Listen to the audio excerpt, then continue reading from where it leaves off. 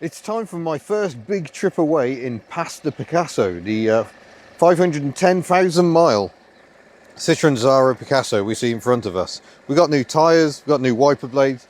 I mean, that's everything you need really. We even got oil in the gearbox thanks to the work done by Tim at Cambrian Classics in the previous video. Windscreen wiper update. There is still a tiny amount of judder. I've twisted the arms a bit. I've cleaned the windscreen because there was some sappy like material on it. Now much better, far less juddery. We're in van mode because we're collecting some parts for Jono at Peak 2CV. I didn't take the seats out because the seats are quite large and heavy and we haven't really got anywhere to put them. So the seats are in the folded position and we'll hope that'll be sufficient to cram quite a lot of Citroen Diane in the back of this vehicle. Also collecting some wheels from my mate Tim. I'm going to drive one of his cars and then we're going to Jono tomorrow and then coming all the way back. So we've got a lot of miles to do. Our start mileage is 510,265, which sounds ludicrous really, doesn't it? I've got the engine running already because I'm trying to get some heat into it because it's freezing. But let's get on our way. We've got a long way to go. All right, stage one, and I've had to change to the phone because I need the phone for navigation. I haven't got enough mounts to also have my camera fitted at the moment. We're going to Shrewsbury to collect some Diane parts that were advertised on a local group. Had a quick ring round of my friends. And Jono was the one who said, yep, I'll have those please. So away we go to Shrewsbury to collect some parts. It looks like parts that were bought for a Diane project that perhaps didn't proceed. Not sure what the story is, maybe we'll find out a bit later on. But there's some repair sections and a lot of interior parts. So hopefully not taking up too much space. Hopefully I can cram everything in the back of past the Picasso. And yeah, should be fun. And then we've got to get up to Derbyshire. I'm stopping at Gulliver's Kingdom tonight. It turns out to be the cheapest place to stay. It's £52 for the night, so hopefully that'll be all right. No idea really what it's like, but yeah, we'll go and find out what that's like as well. But a lot of miles to do, and I'm very happy to be doing it in this lovely vehicle. It is yeah, just so nice to drive. It just behaves proper diesel. Since some people grumble that it doesn't like to rev and it's not very sporty. It's a diesel. Diesels aren't meant to rev and be sporty. They're meant to be all about low down thumping torque, so you don't have to rev them. That's what makes diesels so relaxing. Yeah, I'm more than happy with the way this vehicle drives. As you can see, the steering wheel is a little aged, but remarkably it's actually better than the one in the Berlingo, which is all loose around the top here, not very nice. I need to try and fix that. There are things you can do, like some people inject epoxy into it so it rebonds the rubber to the metal within. So maybe we'll try and do something like that, I don't know. Now, one of the things I find most odd, looking at the descriptions, is the amount of people on social media and in the comments saying they've driven a Zara Picasso and hated it. And I don't really understand how you could.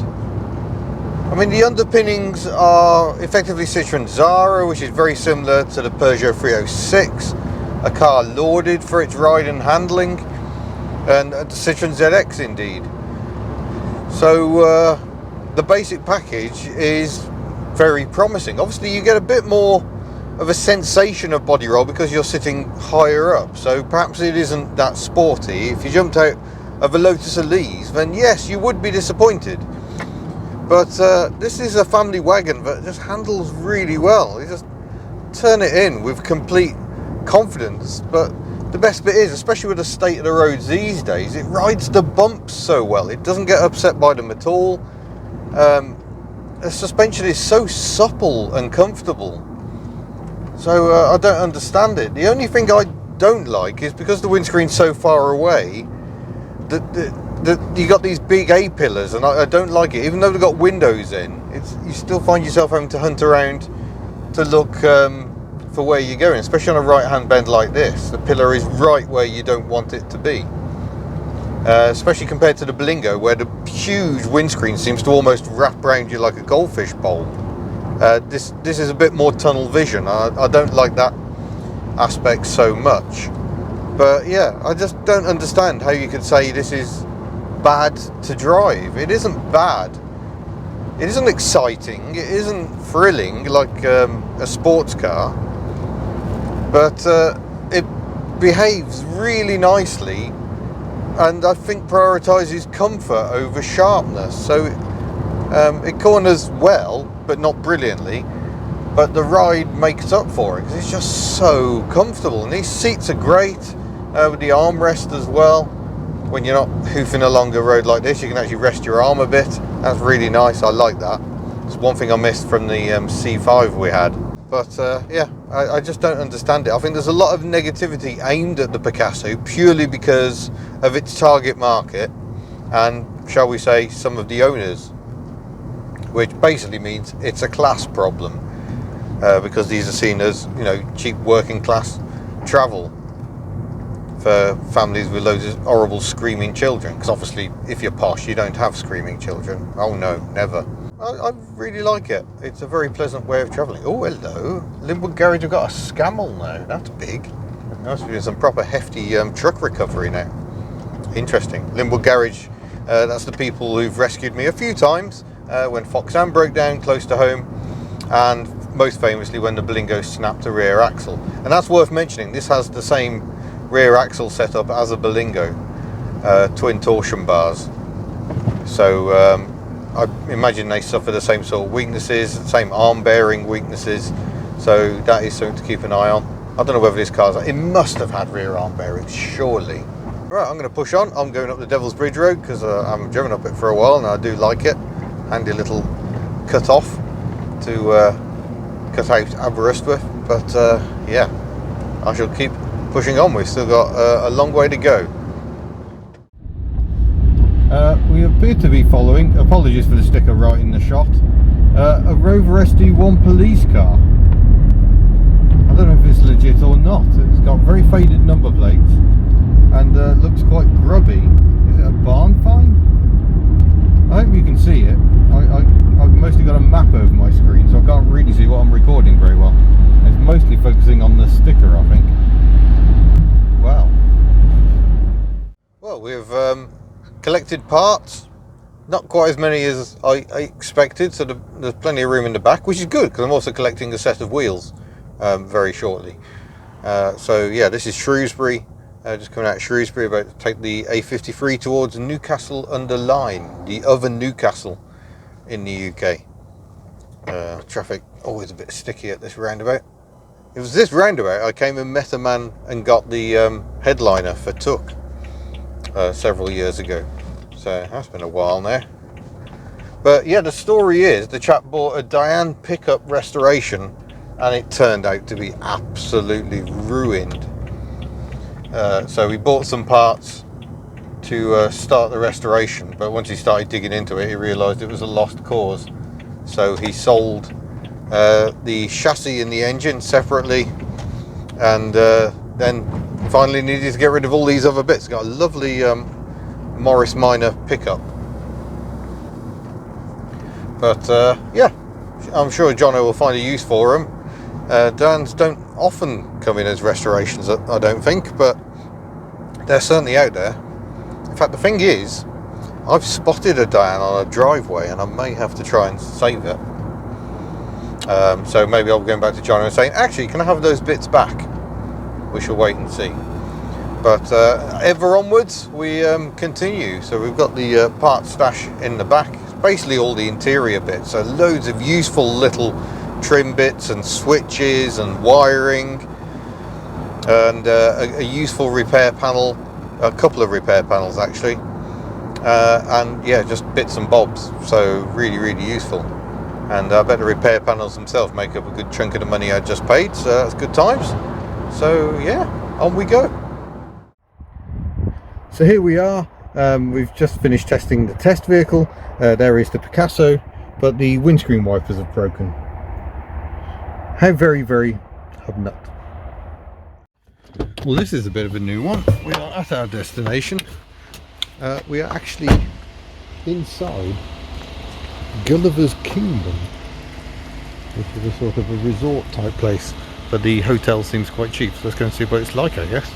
Well, this is one of the weirder places I've ever stayed. I don't know if it's just because it's out of season, but it's so cheap. But look, I've got a lovely double bed with skull and crossbones, random decor, but it's set up for mild, safe self-catering. We've got a little fridge, I've got a microwave, sink, tea making facilities. Ooh, yes. I've got a little patio. I don't know where the door is. I must be on my key, but yeah, it overlooks a little roller coaster. That's quite sweet. It'd be a lovely view if it wasn't this time of year. That's probably why it's so cheap. So yeah, Pirate Bay. Wow. Nice sturdy wooden shelving. There's a little kiddie room. Look at this. Triple bunk kiddie room in there. I'm not sure if there's any lighting in here. No, there is a telly. But no lighting. Oh, there is lighting. Yep. Oh, there we go. So it's a triple bunk room for the kids. Brilliant. And then mum and dad can have their own space down here. A bathroom complete with pirate themed shower curtains. It's pretty. It's 52 quid. So yeah, I don't think I can go wrong with this one. It's crazy. So yeah, I shall get settled in. There we go, got the doors open. This is my view up here in Derbyshire. Wow. Oh, I've just had a very pleasant evening catching up with Jono down in the pub down there in Matlock, Bath. So hello to the Hubnutters we met with the metro. Oh, is that the sound of Jono hurtling off in his Berlingo? It could be. But yeah, now I've got to walk back into Gulliver's Kingdom and find my little pirate cabin.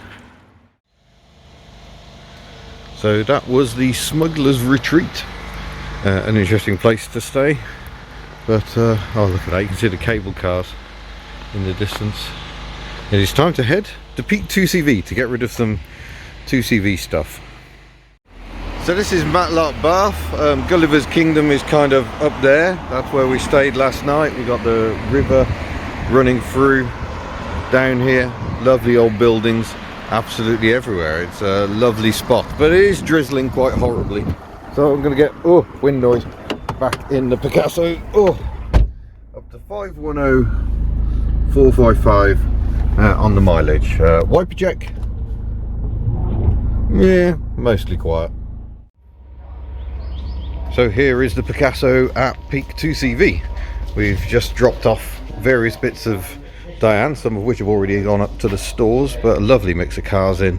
Lovely ripple bonnet here, complete with a canvas boot lid. Got a much later grey Charleston on the ramp. This is all looking very familiar, the usual places. Bodywork repairs, bare chassis, so you can see the suspension. So you got these tie rods that run into the suspension spring. So there's a spring and a cup, and it sort of operates that way. Massive travel, but a very compact system. This is a Diane chassis. You can tell it's a Diane because it's got this forced induction, so the engine fan actually blows air into the air filter. It's not really forced conduction, it doesn't compress the air. The Mahari we saw at Registers Day last year, and a Diane, slightly upended due to the usual rot. So that is the body that will be going on that chassis at some point. But yeah, jolly decent to be here again. Right then, that's us done at Peak 2CV. We've just been hanging out this morning. We did some filming with his Berlingo, which is just there, and a Kangoo. So it's been yeah, splendid, just nice seeing people, catching up with friends, blooming marvellous. But yeah, some way to go now. Where are we? We're coming up to 1 o'clock. We're going to be home about 5 o'clock, so it is quite a long way back to Wales. Going to catch up with Miss Hubnut, who is very excited because she's been watching some live aeroplane or airport stuff today, and there's been a rejected takeoff and a go around after touchdown, which sounds quite exciting. So I'll have to catch up with that when we get back. We've We've become quite addicted to the live airport stuff. Not just Big Jet TV. We do watch Big Jet TV. Old Jerry. But yeah, there's so many you can watch these days. Right, here we go into Worksworth. I'm sorry, I can't, from this camera position, I can't give you a very good view of what's going on around here, sorry. And then I'm going up this way, am I? Okay.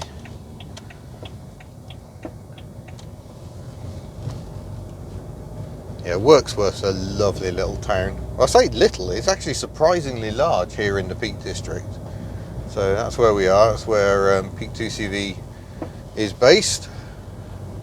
We've got little windy, windy roads, and that's the problem with this journey. This is why it's taking hours, because it's windy, windy roads both ends. No motorway at all, I don't think. We certainly didn't do any motorway on the way over here, so it just takes forever. But yeah, just really nice to catch up with friends and just chill out at a 2CV specialist, which is something I've done pretty much since I was 18 years old. I used to regularly hang out at 2CV specialist, and whenever I do, it just takes me back. The sights, sounds and smells of 2CVs being worked on. There's a body shell while I was out filming. A body shell came back from Sitwins, who welded up Ellie, and yeah, he's still knocking out body shells that have been refurbed with all new metal. Well, not all new, but you can definitely see where the new metal's gone in. Floors, sills, seat box, inner arches. Yeah, all the usual spots, just like Ellie. And that's one of the really nice things. All the specialists do tend to work together. And there's more and more of them, farming bits out to those who've got the key strengths. I mean, Jono he's got a lovely fabricator working for him at the moment. So he does do stuff in-house, but I think it's just the sheer volume of stuff. And Alan up at Sitwins can turn a body shell around very, very quickly. He's got it absolutely down to a T. I'm going back to Peak 2CV again. I haven't forgotten anything. I thought I had. I was just like, I'm sure I've got everything. But some dear friends of mine have dropped in to see Jono as well, and I would hate to miss them. So I'm going back. So departure delayed.